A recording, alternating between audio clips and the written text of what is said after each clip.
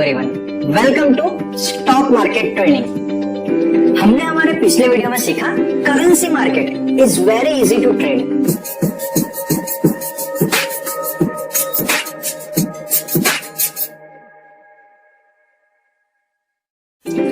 Our today's topic is technical analysis, futures, in which we will cover derivatives, what is future, expiry and settlement. Now, जैसा हम already discuss कर चुके हैं कि financial market के तीन अलग अलग पार्ट होते हैं। पहला होता है इक्विटी मार्केट, दूसरा होता है करेंसी मार्केट एंड थर्ड होता है कमोडिटी मार्केट। अभी बात करें इक्विटी मार्केट की, तो इक्विटी मार्केट में हम दो तरीके से इन्वेस्टमेंट या तो ट्रेडिंग कर सकते हैं। पहला है कैश सेगमेंट, दूसरा है डेरिवेटिव्स। कैश सेगमेंट में दो चीजें आती है, इंट्राडे एंड डिलीवरी। इंट्राडे का मतलब क्या होता है, आपको with in a day square of करना पड़ेगा। मार्केट ओपन होता है 9:15,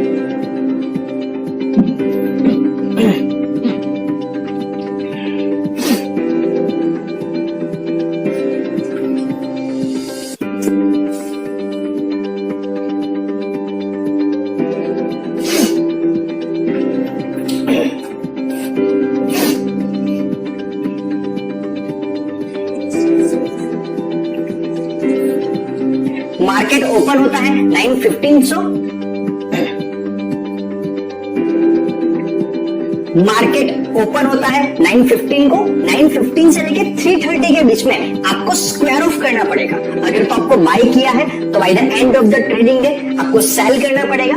अगर तो आपने पहले सेल किया है तो आपको एंड ऑफ द डे उसे बाय करना पड़ेगा। जनरली टाइम 3 डेज तक अलाउड होता है। आफ्टर 3:20 आपका जो ब्रोकिंग फर्म होता है वो ऑटोमेटिक स्क्वायर ऑफ करता है और उसकी पेनल्टी भी लेता है। जीरोधा के अंदर वो पेनल्टी 50 रुपीज है, तो हम 3 डेज तक का टाइम मान सकते हैं इंट्राडे के लिए। सेकंड होता है डिलीवरी। डिलीवरी में आप स्टॉक को बाय कर सकते हो, पहले सेल नहीं कर सकते हो। बाय करके आप अपने डीमेट अकाउंट में से रख दो as long as you can. आपको उसको 2 दिन रखना है, 5 दिन, 1 साल, 10 साल, 100 साल। अगर तो वो कंपनी है तो उसे 100 साल तक भी रख सकते हो। दूसरा सेगमेंट होता है दैट इज डेरिवेटिव्स। डेरिवेटिव में दो चीजें आती है, जैसे हम कहते हैं एफ एंड ओ। एफ मतलब फ्यूचर्स एंड ओ मतलब ऑप्शंस। तो आज हम डिटेल में बात करेंगे फ्यूचर्स के बारे में। फ्यूचर्स वो क्या होता है? फ्यूचर एक कॉन्ट्रैक्ट होता है। चलिए हम एक एग्जांपल से समझते हैं। फ्यूचर तीनों सेगमेंट में रहेगा, तीनों मार्केट में रहेगा, इक्विटी के अंदर भी, करेंसी के अंदर भी और कमोडिटी के अंदर भी।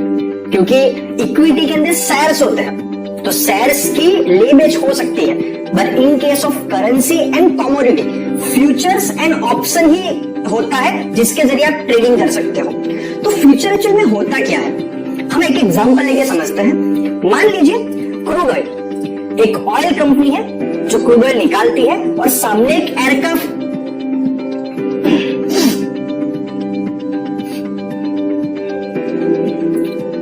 ऑयल कंपनी है जो क्रूड ऑयल निकालती है जमीन से या कुएं से, और एक एयरक्राफ्ट कंपनी है जिसको क्रूड ऑयल की जरूरत पड़ती है एज अ फ्यूल यूज करने के लिए आफ्टर सम प्रोसेसेस। तो मान लीजिए अभी करंटली उसकी प्राइस चल रही है $40 पर बैरल। ये एग्जांपल है, वो अभी करंटली कुछ भी हो सकती है, बट मान लीजिए कि $40 पर बैरल चल रही है। अभी ऑयल कंपनी एक प्राइस फिक्स करना चाहती है जिसके प्राइस के ऊपर वो एयरक्राफ्ट कंपनी को वो क्रूड ऑयल बेच पाए, क्योंकि क्रूड ऑयल की प्राइस तो डेली बेसिस पे चेंज होती है। डिमांड, सप्लाई, वर्ल्ड इकोनॉमी कैसी है, सामने की करेंसी उनको मिल पा रही है, उसकी वैल्यू कितनी है। तो ऑयल कंपनी क्या चाहती है कि $40 पर बैरल इज द प्राइस जो मैं अफोर्ड कर सकता हूं बेचने के लिए। क्या पता प्राइस और गिर गई, $30 आ गई और मुझे 30 में बेचना पड़ा तो शायद मेरा नुकसान हो जाएगा। और सामने एयरक्राफ्ट कंपनी वो भी ऐसा सोचती है कि $40 पर बैरल इज द प्राइस जो मैं अफोर्ड कर सकता हूं। अगर प्राइस इससे शायद बढ़ गई तो मेरे को लेना तो पड़ेगा ही, बिकॉज मेरी एयरक्राफ्ट कंपनी है तो शायद मेरा लॉस बढ़ जाएगा। तो एक बायर एंड सेलर दोनों एक प्राइस डिसाइड कर लेते हैं कि हम पूरे महीने इसी प्राइस पे बाय या तो सेल करेंगे, भले ही मार्केट प्राइस कुछ भी क्यों ना हो, इसी प्राइस पे हम बाय करेंगे और एक टाइम पीरियड डिसाइड कर लेते हैं। जनरली फ्यूचर कॉन्ट्रैक्ट की एक्सपायरी 1 मंथ की होती है, वो 1 महीने तक वैलिड होता है। तो पूरे महीने मुझे इतना जो सप्लाई करना है, तो सेलर वो फिक्स प्राइस पे उसे सेल करेगा और बायर उस फिक्स प्राइस पे उसे बाय करेगा। ना अभी हम समझते हैं फ्यूचर में ट्रेडिंग कैसे होती है। बहुत ही इजी है, ये एक नॉर्मल शेयर की तरह ही होता है, आप मुझे शेयर्स की तरह ही समझ लीजिए। बट डिफरेंस क्या होता है, शेयर आप 1 2 3 4 बाय कर सकते हो, बट फ्यूचर को आपको लॉट में बाय करना पड़ता है। चलिए प्रैक्टिकली समझ लेते हैं। लॉट का मतलब क्या होता है, अगर आप ध्यान से देखोगे तो ये है रिलायंस का शेयर जिसकी करंट प्राइस है 1899.50 और ये है नवंबर महीने का फ्यूचर जिसकी प्राइस है 1901.40। अगर मैं यहाँ पे बाय पे क्लिक करूंगा तो आपको दिखेगा क्वांटिटी ऑटोमेटिक 505 है। अगर मैं यहाँ पे 504 सिलेक्ट करूंगा और अगर तो बाय पे क्लिक करूंगा तो वो एक्सेप्ट ही नहीं करेगा। अब 505 का एक लॉट होता है रिलायंस के फ्यूचर का, उसके मल्टीपल में ही आप वो बाय कर सकते हो, या तो 505 या 1010 उसके मल्टीपल के अंदर। तो डिफरेंट शेयर के डिफरेंट लॉट्स होते हैं। चलिए लॉट साइज पहले हम समझ लेते हैं। ये जीरोधा की लॉट साइज है, यहाँ पे अगर तो सारे शेयर्स की लॉट साइज दी गई है, एसीसी की 500 है। ये कॉमन सेंस है कि जिसके शेयर की प्राइस ज्यादा होगी उसके लॉट में कम शेयर्स होंगे और जिसके शेयर की वैल्यू कम होगी उसके लॉट में ज्यादा शेयर्स होंगे। जैसे बात करें एग्जांपल एसबीआई की, तो एसबीआई की एक लॉट में 3000 शेयर्स है बिकॉज उसकी वैल्यू 240 के आसपास है। एसबीआई हो गया, आप ले लो एचडीएफसी, तो उसकी वैल्यू क्योंकि 2300-2400 के आसपास है तो उसके लॉट में 300 शेयर्स आता है। तो आप जो भी शेयर को बाय करना चाहते हो उसके डिफरेंट लॉट होते हैं। नाउ सेकंड एक्सपायरी, जैसे आप डिलीवरी को आप लंबे समय के लिए होल्ड कर सकते हो, बट फ्यूचर कॉन्ट्रैक्ट की एक्सपायरी आती है। एक्सपायरी जनरली होती है last working Thursday of the month, मतलब कि अगर आप नवंबर महीने का फ्यूचर को बाय या तो पहले सेल कर लो तो महीने का लास्ट वर्किंग थर्सडे जो होगा उस दिन पे वो कॉन्ट्रैक्ट एक्सपायर हो जाएगा। अगर तो आपने दिसंबर का फ्यूचर बाय किया है तो दिसंबर मंथ का लास्ट वर्किंग थर्सडे वो होगी उसकी एक्सपायरी। अगर आपने जनवरी महीने का फ्यूचर बाय किया है या सेल किया है तो जनवरी महीने का last working Thursday that is the expiry. आप इक्विटी के अंदर मैक्सिमम 3 महीने के फ्यूचर बाय कर सकते हो, नवंबर के अंदर आप मैक्सिमम जनवरी के कर सकते हो, फेब्रुआरी के नहीं कर सकते हो। कमोडिटी सेक्टर में ये 4-5 महीने भी हो सकता है, करेंसी में ये 8-9 महीने भी हो सकता है। अलग अलग सेक्टर में अलग अलग होते हैं। चलिए एक्सपायरी समझ लेते हैं। अगर मैं यहाँ पे जीरोधा में जाऊं और ये रिलायंस का नवंबर का फ्यूचर है और यहाँ पे अगर मैं क्लिक करूंगा तो आप यहाँ पे देख पाओगे एक्सपायरी है 26 नवंबर। अगर मैं जाऊंगा कैलेंडर के अंदर तो कैलेंडर हम देख पाएंगे उसका वर्किंग थर्सडे है। अगर मैं क्लिक करूंगा कैलेंडर के ऊपर तो हम देख पाएंगे नवंबर मंथ का लास्ट वर्किंग थर्सडे है 26 नवंबर। अगर हम देखें दिसंबर का लास्ट वर्किंग थर्सडे अगर हम देखेंगे कैलेंडर पे जाके तो वो हमें दिखेगा 31 दिसंबर और वो वर्किंग ट्रेडिंग डे है तो 31 दिसंबर इज द एक्सपायरी। अगर हम देखें जनवरी महीने का यहां पे जाके तो जनवरी मंथ का है 28 जनवरी। तो अगर हम यहाँ पे देखेंगे तो 28 जनवरी इज द एक्सपायरी। तो इस दिन को एक्सपायरी पे वो कॉन्ट्रैक्ट एक्सपायर हो जाएगा। अगर आपने पहले बाय किया है तो सेल करना पड़ेगा, अगर तो आपने पहले सेल किया है तो कंपलसरी आपको उसे बाय करना पड़ेगा। तो एक्सपायरी पे होता क्या है उससे पहले हम समझ लेते हैं कि क्या आपको लॉट को बाय करने के लिए पूरा पैसा देना पड़ता है। अगर तुम्हें पूरा ही पैसा देना पड़ता हो तो नॉर्मल शेयर ही बाय कर ले। यहाँ पे हमें पूरा पैसा नहीं देना पड़ता, हमें सिर्फ जितनी लॉट साइज होती है उसका कुछ परसेंटेज, जनरली वो 10-15% के आसपास का रहता है। डिफरेंट स्टॉक्स के लिए एंड डिफरेंट ब्रोकिंग फर्म के लिए वो वेरी कर सकता है, बट जनरली 20% से ज्यादा नहीं होता है। तो आप 20% पैसा देके पूरा लॉट बाय कर सकते हो एंड एक्सपायरी के ऊपर आपको उसको सेटलमेंट करना होता है। तो चलिए ये समझ लेते हैं कि डिफरेंट सेक्टर्स के अंदर हमें कितना मार्जिन मिलता है। अगर बात करें रिलायंस की अगर मैं यहाँ पे जाके रिलायंस के नवंबर के फ्यूचर को बाय करने पे क्लिक करूंगा तो उसके प्राइस है 1901.4, तो अप्रोक्सीमेटली मुझे पैसा देना पड़े इतना 9,60,207, बट मुझे देना कितना पड़ रहा है अगर मैं यहाँ पे देखूंगा दैट इज 2,44,752.80। तो मैं अगर उसको डिवाइड करूंगा जो मुझे पैसा देना पड़ रहा है उससे तो वो आ जाएगा 3.92, मतलब मुझे 4 गुना मार्जिन मिल रहा है। जितनी वैल्यू का वो फ्यूचर है उसके 4th पार्ट का मैं पैसा देके उसको पूरा बाय कर सकता हूँ, दैट इज अप्रोक्सीमेटली 25%। तो आप यहाँ पे देखोगे तो आपको मार्जिन अमाउंट पता चल जाएगा। एसीसी के अंदर 20.89 है, जितनी उसकी प्राइस होगी उसका 21 के आसपास पैसा देके आप बाय कर सकते हो। ये डिफरेंट हो सकता है, ये डिसाइड कौन करता है, ब्रोकिंग फर्म एंड सेबी। अगर तो मार्केट वॉलेटाइल ज्यादा होगा तो उसका मार्जिन ज्यादा होगा, और अगर तो वॉलेटाइलिटी कम है तो उसका मार्जिन कम होगा। जो स्टॉक की मूवमेंट ज्यादा होती है उसका मार्जिन ज्यादा देना पड़ेगा हमें, और जिसका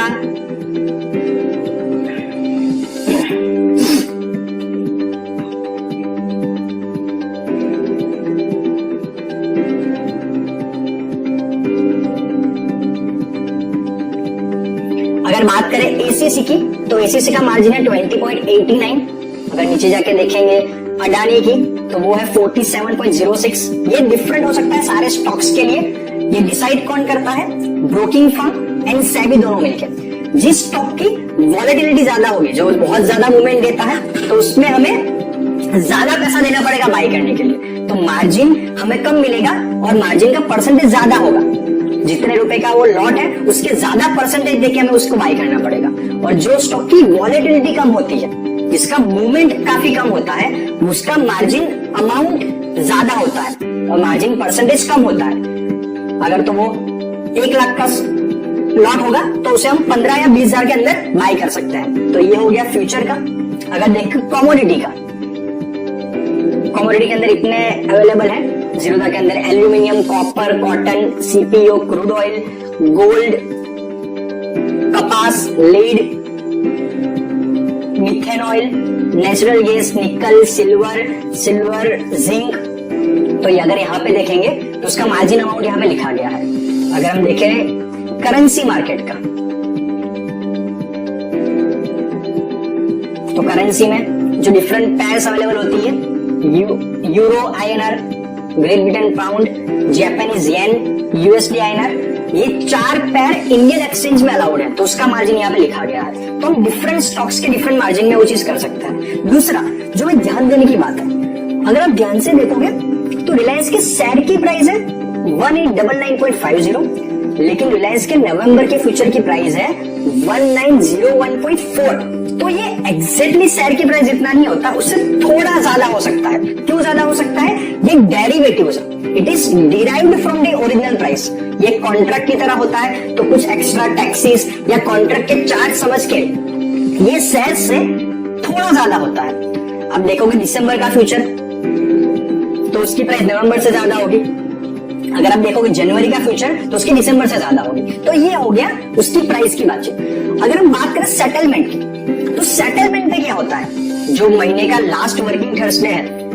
अभी सवाल आपको ये भी आता होगा कि अगर तो लास्ट वर्किंग थर्सडे को छुट्टी है तो उसके आगे का दिन last working Wednesday will be the expiry.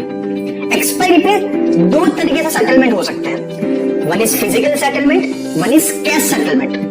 What is physical settlement?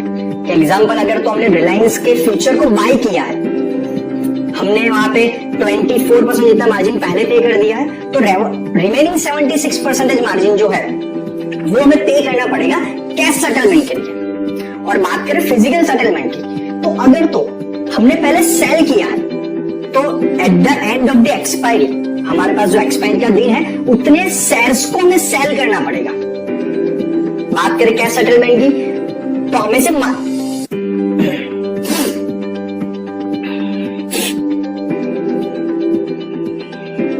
अभी आप सबको ये भी एक सवाल आता होगा कि अगर तो एक्सपायरी जो कि नॉर्मली लास्ट वर्किंग थर्सडे होता है, उस दिन अगर तो छुट्टी है तो क्या होगा, तो थर्सडे के आगे का दिन मतलब कि Wednesday, last working Wednesday will be the expiry. Now the most important question, what happens on the settlement on expiry. Expiry के दिन होता क्या है? दो तरीके सेटलमेंट अलाउड है, physical settlement, second is cash settlement. What is physical settlement? अगर तो हमने रिलायंस के फ्यूचर को बाय किया है, एग्जांपल हमने 2000 पे उसको बाय किया और पहले हमने 24% जितना अमाउंट पे कर दिया है, तो रिमेनिंग 76% अमाउंट हमें पे करना पड़ेगा. और हमें रिलायंस के एक लॉट को बाय किया है तो 505 शेयर्स हमें मिल जाएंगे 2000 की प्राइस के ऊपर, मतलब हमें शेयर्स को बाय करना पड़ेगा. That is physical settlement. And what is the cash settlement? It's like a square of, जैसा होता है इंट्राडे में. अगर तो आपने रिलायंस के फ्यूचर के एक लॉट को 2000 की प्राइस पे बाय किया है और एक्सपायरी तक उसकी प्राइस बढ़ के 2005 हो गई, तो आपको 2005 में उसको सेल करना है. मतलब होगा क्या, एक स्टॉक की वैल्यू 5 रुपए बढ़ी, आपने एक स्टॉक को 5 रुपए महंगे के अंदर बेचा और एक लॉट में होता है 505 शेयर्स, तो 505 इंटू 5, ये जो भी अमाउंट आ जाएगा ये आपका प्रॉफिट है और वो अमाउंट आपके अकाउंट के अंदर ट्रांसफर हो जाएगा. एग्जांपल लेके हम समझते हैं. यहाँ पे अगर बात करें, रिलायंस का नवंबर मंथ का फ्यूचर है जिसकी वैल्यू है 1901.4. तो अगर तो हमें इसको बाय करना होगा तो पहले तो हमें फुल अमाउंट पे करने की जरूरत नहीं है जो 9.5-10 लाख के आसपास है, लेकिन हमारे डीमेट ट्रेडिंग अकाउंट में इतना रुपया होना चाहिए तो ही हम उसको बाय कर पाएंगे. जैसे हम बाय करेंगे इतना अमाउंट हमारे अकाउंट से ऑटोमेटिक कट हो जाएगा. नाउ 26 नवंबर को मान लीजिए इसकी प्राइस बढ़ के हो गई 1906.4, मतलब 5 रुपए बढ़ गई, तो हमने जिस प्राइस पे बाय किया है उससे 5 रुपए महंगे में उसे हम सेल करना पड़ेगा या हम सेल करेंगे. तो एक स्टॉक पर हमें 5 रुपए का फायदा होगा, तो हमारे अकाउंट में ये जो अमाउंट है वो तो ट्रांसफर होगा ही होगा, उसके अलावा प्लस ट्रांसफर होगा 505 इंटू 5 रुपीज. जैसे हम इंट्राडे का स्क्वायर ऑफ करते हैं उसी तरीके से.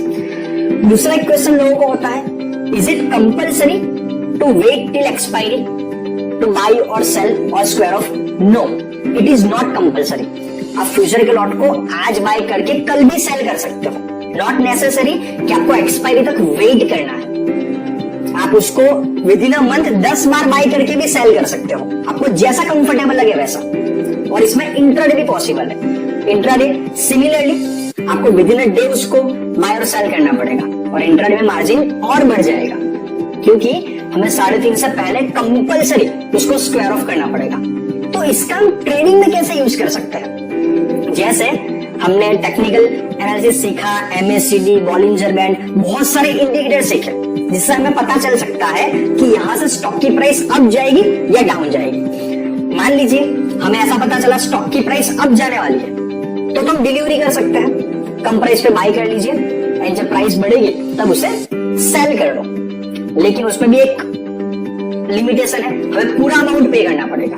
अगर हम श्योर है कि यहां से प्राइस बढ़ने ही वाली है तो फ्यूचर को भी बाय कर सकते हैं जिसमें हम कम अमाउंट के अंदर उसमें एंट्री कर सकते हैं.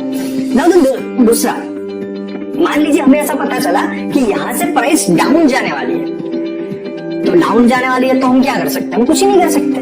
इन दिस केस हम फ्यूचर के लॉट को पहले सेल कर सकते हैं.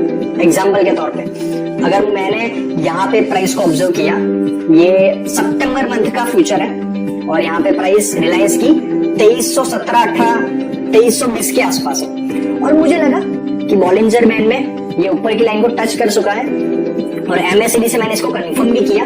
तो मैं क्या करूंगा, सितंबर के अंदर नवंबर मंथ का फ्यूचर या तो अक्टूबर या तो सितंबर का कोई भी एक फ्यूचर के लॉट को पहले सेल कर दूंगा.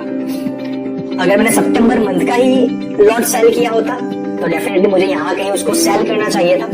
तो मैंने उसको बाय किया है 2320 के अंदर और प्राइस पहुंची 2200 के आसपास. तो मुझे एक शेयर के ऊपर 100 रुपए का प्रॉफिट होगा और अब एक लॉट में 505 शेयर आते हैं तो मेरा प्रॉफिट होता अप्रोक्सीमेटली 50,500 रुपए का. सिमिलरली अगर तो मैं अक्टूबर के अंदर यहाँ पे कहीं भी उसको सेल किया होता पहले और यहाँ पे कहीं पे उसको बाय किया होता तो एक लॉट के ऊपर मेरा प्रॉफिट होता अप्रोक्सीमेटली 280 रुपीज, तो 505 into 280 rupees, that would be my profit of 1 month. Similarly नवंबर की बात करें, मैंने यहाँ पे कहीं पे सेल किया होता, या मैं पहले यहाँ पे बाई भी कर सकता था 1850 के ऊपर, देन यहाँ पे सेल कर सकता था, वापस यहाँ पे दोबारा सेल करके यहाँ पे बाय कर सकता था। तो फ्यूचर के लॉट को आप यूज कर सकते हो विद इन 3 मंथ्स ट्रेडिंग करने के लिए। आपको जब लग रहा है कि प्राइस अप जाएगी या डाउन जाएगी, तो आप मार्जिन अमाउंट को यूज करके ट्रेडिंग करते हो, तो आपके प्रॉफिट के चांसेस बढ़ जाते हैं। सिमिलरली कमोडिटी मार्केट, आप कॉपर के फ्यूचर को बाय कर सकते हो, उसमें भी हमें मार्जिन मिलेगा। जैसे हम हमारे पिछले सेशन में डिस्कस कर चुके हैं करेंसी मार्केट को, तो यूएसडी आईएनआर की बात करें तो वो आप 8, 9, 10 महीने तक के फ्यूचर को बाय कर सकते हो। अगर नवंबर की बात करें तो एक लॉट में $1,000 आता है, तो उसकी प्राइस होगी 74,000 के आसपास, और उसके लिए हमें देने पड़ेंगे 2,000 के आसपास, तो हमें 37 टाइम्स मार्जिन मिलता है। बट फ्यूचर को हमें तभी यूज करना है जब हम श्योर होता है किसी स्टॉक के मूवमेंट को लेके, क्या से वो अप जाने वाला है या डाउन जाने वाला है, क्योंकि जैसे फ्यूचर में प्रॉफिट के चांस भी ज्यादा है, उतने ही ज्यादा चांस लॉस के भी होते हैं। तो आज के वीडियो के अंदर हमने सीखा futures are used for trading and hedging too. तो आज के वीडियो में इतना ही, मिलते हैं नेक्स्ट वीडियो में। Thank you very much.